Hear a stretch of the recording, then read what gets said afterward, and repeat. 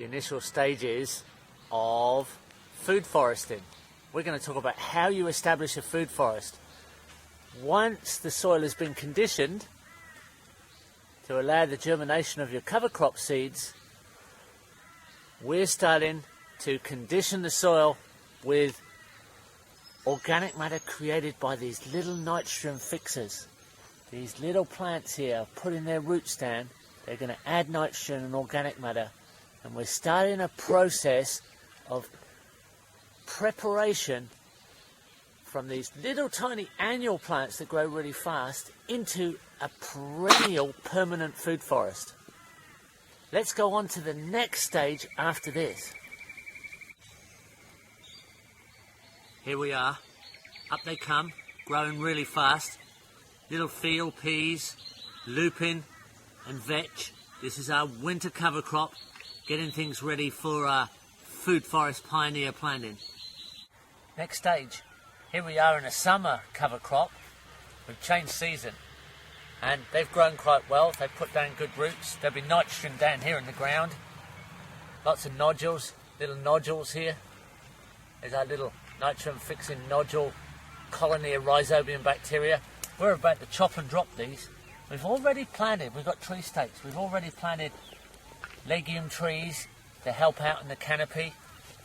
We've got fast growing pioneer trees here. We've got some clumping plants. We've got some fruit trees. Here's a feijoa. We've got some mixtures of fast growing legume canopy trees. We've got a ground cover in the ground. Let's have a look what we do next. Here we are actually working the food forest up for the first time in its establishment.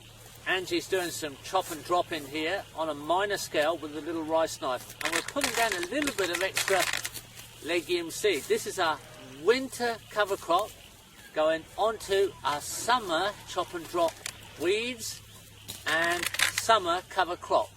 So we're moving succession forward as fast as we can to get the establishment of a productive mixture of trees in a food forest.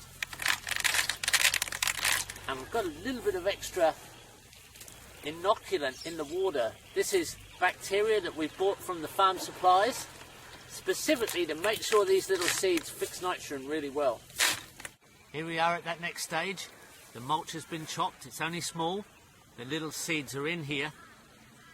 They've all been scattered and they're about to germinate. We've had some rain, or we could have irrigated things, it wouldn't matter. The perennial ground covers here, sweet potato in this case. There's mangoes and ice cream beans and native Australian trees. It wouldn't matter. It's an assembly of trees that will live together as we help them pioneer into this forest of diversity. So, a little feijoa here and a whole mixture of trees. Every one of these bamboo stakes is indicating something we've planted into the system. Let's have a look at the next stage of germination after this. On again from the next stage.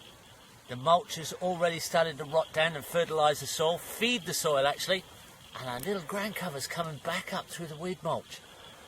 It's got a nice even cover. It's going to take that ground cover control again.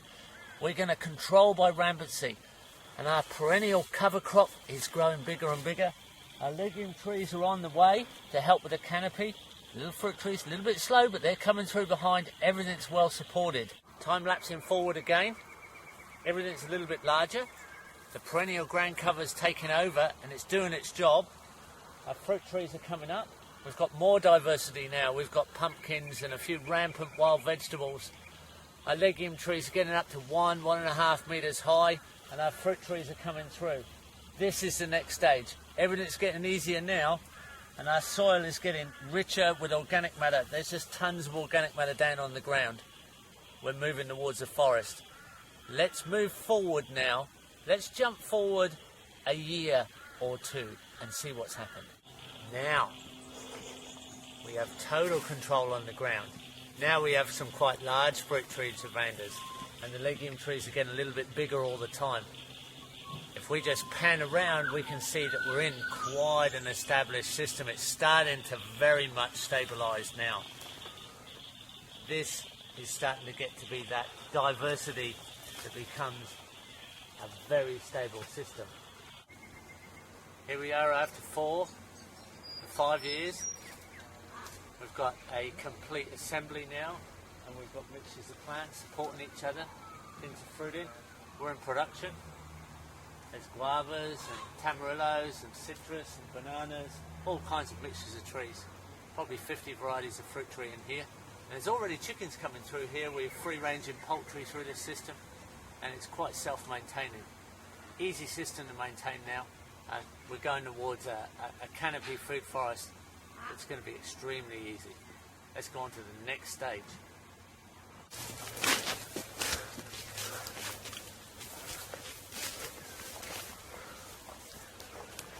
Are you following me? We're in the food forest. We're in a canopy. The legume trees have taken over their role of supporting the canopy and cycling nutrient. There's avocados and Brazil cherries. There's mixtures here. The custard apples are fruiting right now. We've had bananas out of here all the time. There's a whole mixture of fruit trees here. This now is a forest. You can't stop this now. You have to physically remove it. Even without maintenance, this continues to exist as a forest ecology, majoring in fruit trees. You can bring up the production by manipulating the support species to allow more sun, faster cycling of nutrient. But this is a forest. This is a classic food forest. The maintenance now is just a matter of cycling a little bit of organic matter. Most of it's woody form, and you don't really have to bend over very much, and all you have to use is a sharp-edged tool. Welcome to food foresting. Have fun.